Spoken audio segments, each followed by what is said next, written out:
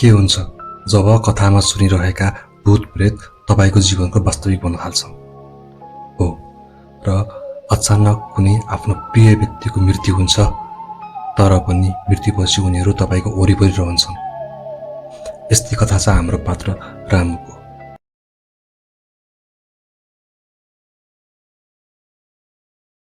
रामु एउटा 25 वर्ष छिटो जो सानै छँदाखेरि उसको बाबा आमा बित्नु भएको। हजुरबाले हुर्काएर पालेर ठुलो गर्नु भएको तर अहिले भन्दा 3 वर्ष अगाडि हजुरबाले पनि उसलाई छोडेर जानुभयो। उसले आफू सानो छँदाखेरि हजुरबाको मुखबाट भूत प्रेत यिनीहरूका सत्य घटनाहरू सुन्दै आएको थियो। हेत्तेरी आज झाँक्रीले झन्डै मान्छे बनेर झुक्काएन। ओहो आज त मसान पो पछि लागेछ। यस्तै यस्तै कुराहरू हजुरबाले साँझ घाँस काटेर आउँदाखेरि उसलाई सधैँ सुनाइराख्नुहुन्थ्यो। तर रामुको भने आजसम्म भाग्यवश भनौँ अथवा के भनौँ त्यस्तो भेट भएकै थिएन। उसले कुनै पनि त्यस्तो भूत प्रेत मसान भन्नेसँग इन्काउन्टर गर्नु परेको थिएन। थोरै वर्षसँग रामुको घर कस्तो ठाउँमा थियो भन्ने कुरा जान है पहिला। घर एक्लो जस्तो थियो, गाउँबाट अलिक टाढा। घरको वरिपरि खेतबारीहरू टन्नपाटाहरू बारीहरू थिए। घरको ठ्याक्क पछाडि चाहिँ गोठ हुन्छ नि, गाई भैँसी बान्ने गोठ, र त्यो गोठको पछाडि चाहिँ खेतहरू चाहिँ लगभग 4-5वटा खेत तलतिर लागेपछि चाहिँ त्यसपछि फेरि घना जङ्गल। नजिकैको छिमेकमा जान पनि ती काल्नाहरू र बारीको पाटाहरू चाल्दै जाँदाखेरि कम्तीमा पनि 8-10 मिनट लाग्थ्यो। र हजुरबाको देहान्तपछि त्यस्तो त्यो एक्लो घरमा रामु एक्लै बस्थ्यो। तर सानैदेखि बसिरहेको हुनाले होला रामुलाई त्यो एक्लोपन पनि सामान्य लाग्थ्यो। उसलाई गाई भैँसी छन् डिया छन् भनेपछि उसलाई चाहिँ सामान्य लाग्थ्यो। तर त्यो एक्लोपन त्यति बेलासम्म मात्र सामान्य थियो जबसम्म उसको जिन्दगीमा त्यो साँझ आउँदैन। बर्खायामको मौसम थियो, साँझ परिसकेको थियो, भर्खरै पानी पर्न सुरु गरेको थियो, सिमसिमे पानी पर्दै थियो। उसले बर्खायाम हो साँझ पानी पर्न सक्छ भन्ने जानेर नै दिउँसै घाँस दाउरा काटेर लिएर आइसकेको थियो। घाँस दाउरा काटेर लिएर आयो, खानासाना पकायो खायो र उसले खाना खाएर भाँडा माझिसक्दाखेरि चाहिँ साँझ अलि अँध्यारो भइसकेको थियो। यतिसम्म अँध्यारो हो कि यदि उसको घरको आँगनको डिलमा चाहिँ कोही उभिन्छ भने त्यो देख्न पनि मुस्किल हुन्थ्यो। त्यसैमाथि सिमसिमे पानी परिरहेको थियो। त्यति बेलासम्म गाउँमा बत्ती पनि थिएन। अब टुकी बालेर रामु चाहिँ सुत्ने तर्खर गर्न लाग्यो, बिस्तारा मिलाउँदै थियो र बिस्तारा मिलाइसकेपछि उसले अब समाचार अथवा के हुन्छ जे हुन्छ रेडियोमा सुन्दै सुत्नको लागि चाहिँ उसले रेडियो छोपेको मात्र के थियो उसको कानमा केही आवाज पर्छ, कोही हिँडे जस्तो। एकाएक त्यो आवाज उसको कर्सा पछाडिसम्म आइपुग्छ, ठ्याक्कै घोडा हिँडे जस्तो, टक टक टक टक अथवा भनौँ न त्यो टडक टडक टडक हुन्छ नि त्यस्तै। यहाँ कर्सा भनेको चाहिँ यदि कसैलाई थाहा छैन भने गाउँतिर के हुन्छ घरको पछाडिबाट चाहिँ एउटा सानो चाहिँ गल्ली जस्तो निस्किया हुन्छ, त्यसलाई चाहिँ कर्सा हुन्छ। त्यो आवाज जति नजिक आउँछ रामुको मुटुको रफ्तार बढ्दै हुन्छ, किनभने उसले सुनेको थियो आधा मान्छे आधा घोडा, राकेभूत, जसले यदि मान्छेलाई लग्यो भने कि त त्यो मान्छे फर्केर आउँदैन र यदि आइहाल्यो भने पनि त्यो यतिसम्म बोलाएर आउँछ कि ऊ आएको केही दिन नै उसको मृत्यु हुन्छ। रामुले हत्तपत्त त्यो रेडियो छोड्छ अनि सिरक तानेर मुख ढाकेर सुत्छ। उसलाई त्यो टुकी निभाएर अँध्यारो गराउने पनि हिम्मत आउँदैन। लाग्थ्यो लगभग 5-6वटा घोडा एकैचोटि हिँडिरहेका छन्। त्यो पनि रिसमा हुन्छ नि, कुनै पनि यदि जनावर अथवा मान्छे रिसमा हुँदाखेरि त्यो न्यार न्यार अथवा घर घर गर्दै आइरहेको आवाज हुन्छ नि, त्यो आवाज आउँदै थियो। त्यो हिँडाइको आवाज केही मधुरो हुँदै जान्छ अनि एकैछिनमा त्यो आवाज हराउँछ। रामुको सासमा सास आउँछ तर उसले एउटा बेचैनीपछि जुन त्यो एउटा अलिकति राहतको सास फेरेको थियो, उसले त्यो सास फेर्न साथ एउटा एकदम भयानक चिच्चाट आउँछ। त्यो चिच्चाट यति डरलाग्दो थियो कि छुट्याउन गाह्रो थियो, केटा मान्छेको हो कि केटी मान्छेको। पहिला तीखो केटी मान्छेको जस्तो एकदम चिच्चाट आउँदैन, पछि धुन्द्रो भएर केटा मान्छेको जस्तो। त्यो चिच्चाट यति भयानक थियो कि लाग्थ्यो कोही पीडामा छ, कोही ठुलो वियोगमा परिरहेको छ, तडपिरहेको छ र गुहार मागिरहेको छ। त्यो आवाज धेरै टाढा पनि होइन, त्यही घर पछाडिको गोठभन्दा पछाडिको खेत या त्यो खेतभन्दा अलिकति पलतिर भएको बाँसघारीबाट आइरहेको थियो। सिरकभित्र मुख ढाकेर बसेको रामु यति डराउँछ, यति आत्तिन्छ कि उसले भए जतिका भगवानको नाम लिन्छ, उसलाई जति पनि मन्त्रहरू आउँछ, गायत्री मन्त्र, हनुमान चालिसा, त्यसपछि महामृत्युञ्जय मन्त्र जति पनि आउँछ उसलाई सबै जप्दै बस्छ। ऊ रोकिँदैन, ऊ मन्त्र जप्न छोड्दैन, तर उता त्यो आवाज पनि रोकिँदैन। त्यो आवाज झन् डरलाग्दो, झन् ठुलो गर्दै आउँछ, लाग्छ अब त त्यो घरको कर्सा पछाडि नै आइसक्यो। त्यो चिच्चाट यस्तो भयानक, यस्तो डरलाग्दो हुन्छ कि हामीले सोच्न पनि सकिँदैन। करिब आधी घन्टा अनि आवाज एक्कासी रोकिन्छ। अब वातावरण शान्त छ। आवाज छ त केवल बलेनीबाट चुहिएको तप तप थोपा पानीहरूको। सिरकभित्रै मन्त्रहरू जप्दै कति बेला ऊ निदाउँछ उसलाई थाहा नै हुँदैन। अलि अब त्यो निदाउन ढिलो भएको हुनाले होला अर्को दिन अलिक ढिलो उठ्छ ऊ। रातको त्यो सब सम्झिन्छ। ओहो कस्तो भयानक रात, जसो तसो कट्यो रात चाहिँ सोच्छ। अनि अब उठेर जति नै जागर नभए पनि शरीरमा जागर त थिएन, त्यति भइसक्यो। अर्को दिन जागर हुँदैन, तर जागर नभए पनि के भयो त अब डिया बाछा त पाल्नु पर्यो। डियाको लागि भनेर उठ्छ, कुँडो पकाउँछ अनि उनीहरूलाई खाना दिन्छ। यदि तपाईँहरूलाई थाहा छैन डिया भनेको के हो भने चाहिँ डिया भनेर चाहिँ हाम्रो गुल्मीतिरको भाषामा चाहिँ गाई भैँसी बाछाहरूलाई चाहिँ डिया भन्छ। त्यो चाहिँ उसले चाहिँ एउटा गाई एउटा भैँसी पालेको थियो अनि अलिकति बाख्राहरू पनि पालेको थियो। आफू यसो उसो गर्छ, लिपपोत गर्छ अनि आफ्नो लागि खाना बनाउँछ, खाना खान्छ भने अनि भाँडाहरू माझ्छ। त्यसपछि ऊ अब घाँस काट्नतिर लाग्छ। तर घाँस काट्न जानुभन्दा अगाडि ऊ धारोमा जान्छ, आफ्नो घरको धारामा। धारामा जाँदा पानी आएको हुँदैन। पँधेरामा कसले फुस्कायो होला त पानी, ऊ सोध्छ। अनि पानी बनाउनको लागि भनेर ऊ पँधेरातिर लाग्छ। अब पँधेरा कस्तो ठाउँमा थियो भन्दाखेरि एक्ज्याक्ट लोकेसन बुझौँ है, उसको घर भयो ल मानौँ। उसको घर पछाडि उसको गोठको पछाडि चाहिँ खेतहरू र खेतहरूको माथिबाट चाहिँ साँगुरो बाटो सर पर गयो। पर जाँदाखेरि चाहिँ एउटा बाँसघारी त्यही बाँसघारी जुनबाट चाहिँ हिजो बेलुकी आवाज आएको जस्तो भएको थियो र त्यसपछि पँधेरो होइन। अब त्यो पँधेरोसम्म जान्छ। पँधेरोमा जाँदाखेरि चाहिँ पँधेराबाट मूलबाट चाहिँ त्यसको पाइप फुस्किएको हुन्छ। ऊ सोध्छ को आयो होला त पानी फुस्काउन, यति बिहानै को हिँड्यो होला र यो बाटोमा। अनि ऊ जान्छ अनि त्यसपछि त्यो पाइप लगाएर चाहिँ मुलमा जोड्छ। त्यसपछि घर फर्किने लाग्छ। घर फर्किने बेलामा ऊ त्यो बाँसघारीको माथिको डिलबाट यसो तल फर्केर हेर्छ। त्यहाँ उसले जे देख्छ, उसको हात खुट्टा चिसो हुन्छ। ऊ बोल्न खोज्छ तर आँट सुक्छ, बोल्नै फुट्दैन। हिजो बेलुकी जुन उसले कल्पना गरेको राके भूत या वनझाँक्री थियो, त्यो कुनै पनि राके भूत या वनझाँक्रीभन्दा अझै भयानक थियो। उसले त्यो बाँसघारीमा देख्छ एउटा वस्त्रहीन शरीर युवतीको, जसको शरीरमा कुनै कपडा छैन। छातीमा एउटा सेतो सलले ढाकिएको, कम्मरभन्दा मुनि केही वस्त्र नै छैन, सबै रगताम्मा। अनि एउटा खुट्टाको तलपट्टि पहेँलो सुरुवाल, सायद कुर्ता सुरुवालको सुरुवाल थियो र त्यही सुरुवालको पहेँलो कुर्ता शरीरबाट अलिकति टाढा। मुख चाहिँ लगभग कपालले यस्तो ढाकिएको थियो र वनमाराको झाडीमा थियो, त्यही भएर मुख चाहिँ देखिँदैन। अब रामु आत्तिन्छ, डराउँछ। ऊ बोल्न खोज्छ तर बोल्नै सक्दैन। अनि ऊ हत्तपत्त चिच्चाउँदै गुहार गुहार भन्दै चाहिँ गाउँतिर लाग्छ। गाउँ पुग्न पर्दैन तर अलिकति पर खेतमा चाहिँ कोही मान्छेहरू चाहिँ काम गर्दै हुन्छन्, उनीहरू जम्मा हुन्छन्। अब त्यसपछि गाउँलेहरू जम्मा हुन्छन्, सबै जम्मा हुन्छ, प्रहरी बोलाउँछन् र प्रहरी बोलाएपछि बल्ल त्यो शव चाहिँ माथि बाटोमा निकालिन्छ। र जब त्यो शव देख्छ रामु छागाबाट खसे जस्तो हुन्छ। उसको संसार अँध्यारो हुन्छ। ऊ केही मिसै पाउन सक्दैन, किनभने that was none other then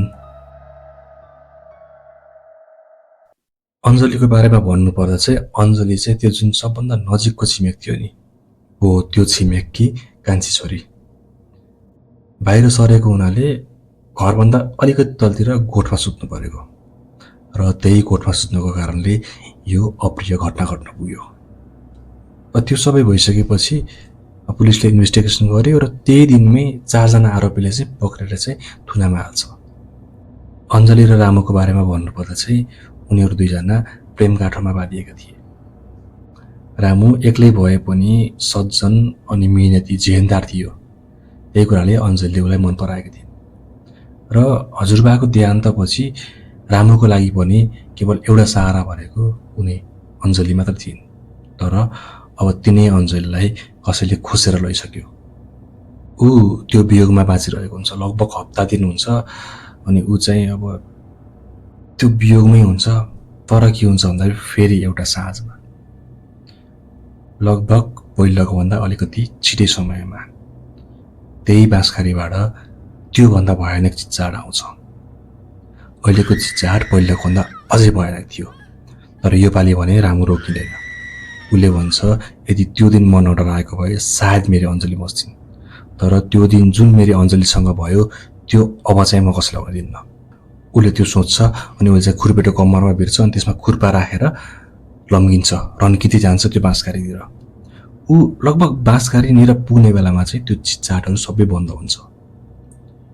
ऊ बाँसखारीमा पुग्छ, हेर्छ, केही हुँदैन।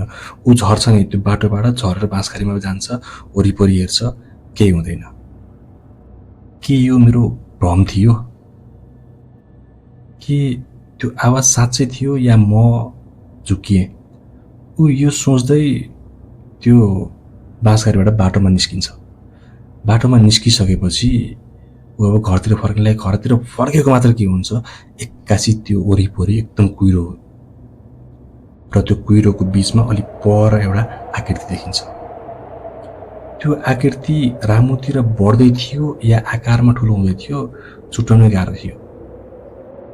तर त्यो आकृति जे थियो त्यो भयमा भने पक्कै पनि थिएन, त्यो हावामा बगिरहेको थियो। त्यो आकृति अगाडि आउँदै जान्छ र अगाडि लगभग रामुको यतिको नजिक आइसकेपछि रामु दङ्ग पर्छ। रामुले विश्वासै गर्न सक्दैन, किनभने त्यो आकृतिहरू कसैको थिएन, अञ्जलीको थियो। त्यही अञ्जली। उनको मुहार लगभग आधी चाहिँ कपालले ढाकिएको, शरीर उस्तै वस्त्रहीन, छातीमा एउटा सेतो त्यही चुन्नी अथवा सलले ढाकिएको मात्र, कम्मरभन्दा तल रगत मात्र देखिन्थ्यो र खुट्टाको एउटा टुप्पामा एउटा पहेँलो कपडा, सायद त्यही सुरुवालको थियो। रामुले विश्वासै गर्न सक्दैन यो के भइरहेको छ भनेर। उसले आँखा यस्तो मिचेर खोल्छ मात्र, उसले आँखा खोल्दा बित्तिकै अञ्जली सिधै यहाँ आउँछ। त्यो देखेपछि रामु खलखली पसिनाले भिज्छ अनि त्यति नै बेलामा चाहिँ अञ्जली थोरै टाउको बटारेर, रामु तिमीले मलाई बचाउन सक्थ्यौ, यति मात्र सुनेको के हुन्छ, ऊ लगलग काम्छ, ऊ गल्छ अनि त्यही ठाउँमा बिहोस हुन्छ। आँखा खोल्दा ऊ आफ्नो बिस्तारामा हुन्छ, खलखली पसिनाले भिजेको, जुरुक्क उठ्छ, एक हत्तर पानी भ्याउँछ। ओहो, कस्तो सपना देखेँ मैले। तर सपना कुन थियो, सुरुदेखिको या हिजो देखेको, अथवा जुन चाहिँ त्यो हिजोको घटना जस्तो लाग्छ त्यो? ऊ सोच्दै हुन्छ र बाहिर निस्किन्छ। बाहिर निस्किएपछि चाहिँ उसलाई चाहिँ रियलाइजेसन हुन्छ कि अञ्जली छैनन् र त्यो सपना, त्यो हिजोको वाला मात्र कुरा चाहिँ सपना थियो। किनभने उसले चाहिँ भित्तामा 2 लाइन लेखेको हुन्छ, जुन चाहिँ अञ्जली गएको अर्को दिन, अञ्जलीसँग त्यो अप्रिय घटना भएको अर्को दिन चाहिँ उसले भित्तामा चाहिँ एउटा लाइन लेखेको हुन्छ, खायो मेरो डरले म आफैलाई, उजाड्यो मेरो सुन्दर संसार। उसले यति लेखेको हुन्छ। माटाको भित्ता हुन्छ, त्यसमा चाहिँ उसले केही सिनको अथवा भनौँ न केही चिजको चाहिँ त्यो चाहिँ लेखेको हुन्छ। रामु फेरि वियोगमा पर्छ। तर के गर्नु, संसार चल्नै पर्यो भन्ने सोच्छ अनि आफूले खाना बनाउँछ, खानाहरू खान्छ, भाँडाहरू माझ्छ। त्यसपछि अब डियाको लागि भनेर चाहिँ घाँस दाउरा काट्नको लागि चाहिँ ऊ निस्किन्छ। अब जानु पर्यो कता, खरबारी। खरबारी जाने बाटो कुन त भन्दाखेरि त्यही खेतमाथिको बाटो हुँदै बाँसखारी, पछि पँधेर अनि त्यसभन्दा माथि खर्यान अथवा खरबारी। ऊ त्यही हिजोको सपना सम्झिँदै अनेक कुराहरू सम्झिँदै वियोगमा चाहिँ गइरहेको हुन्छ।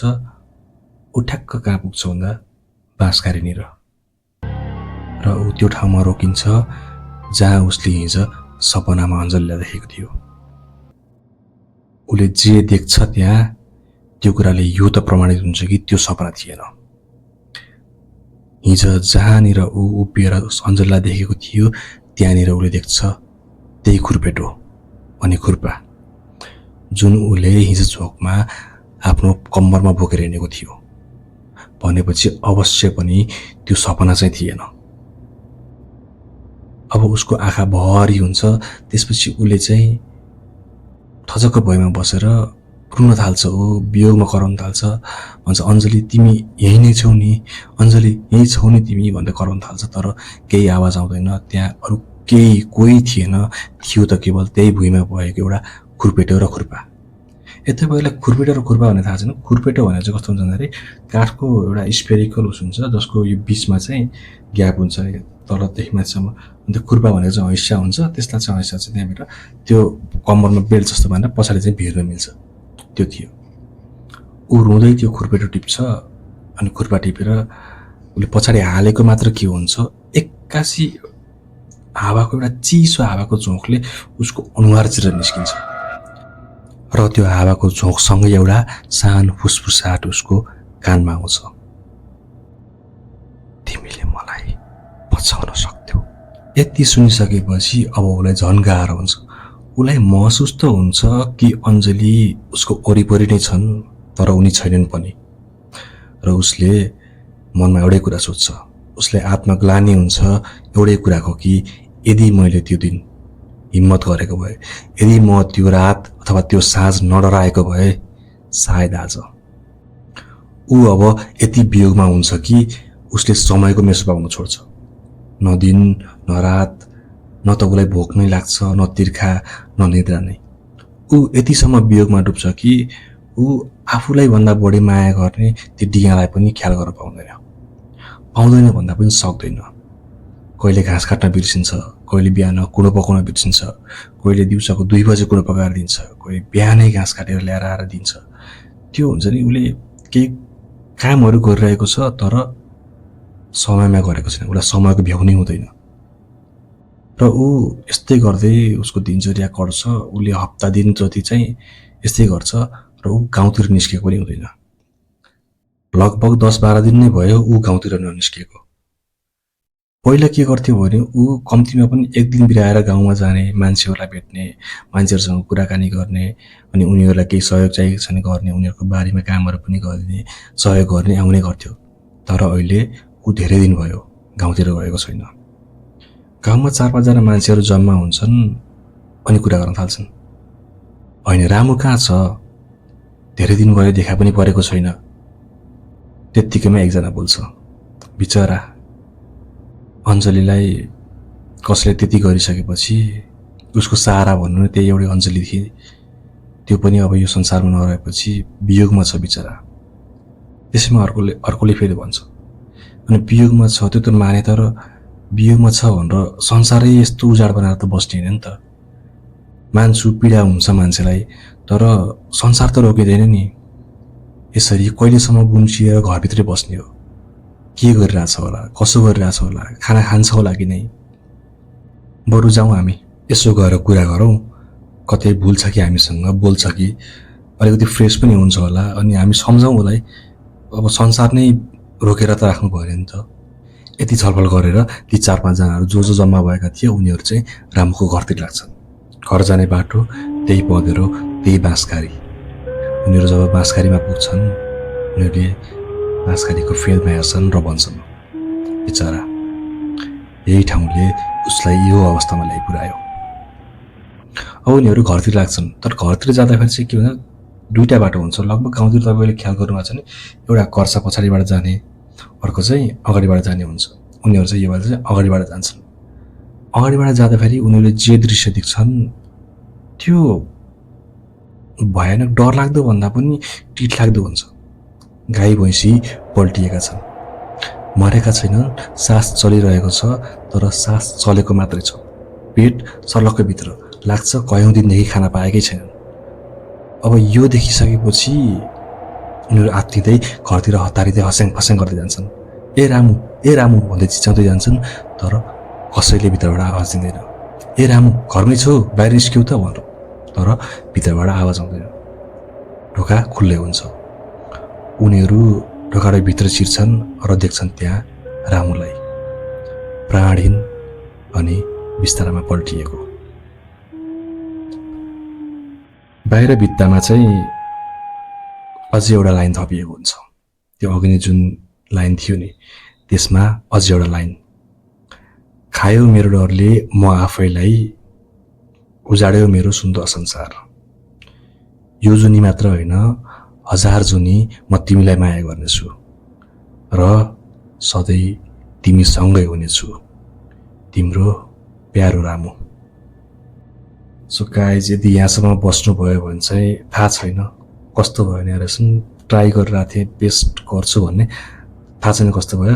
तर अब एउटा कुरा चाहिँ के प्रमिस गर्छु भन्दाखेरि मेरो न्यारेसन पनि सुधार्छु र अब यो च्यानलमा चाहिँ म चाहिँ कुनै त्यो ब्लगहरू केही त्यो ऱ्यान्डम क्लिपहरू चाहिँ हाल्दैन। अब यो च्यानल बनेको नै स्टोरी टेलिङको लागि हो भने चाहिँ अब यसमा स्टोरी टेलिङ नै हुन्छ। कहिलेकाहीँ पोएट्रीहरू आउनसक्छ, that is a part of story telling.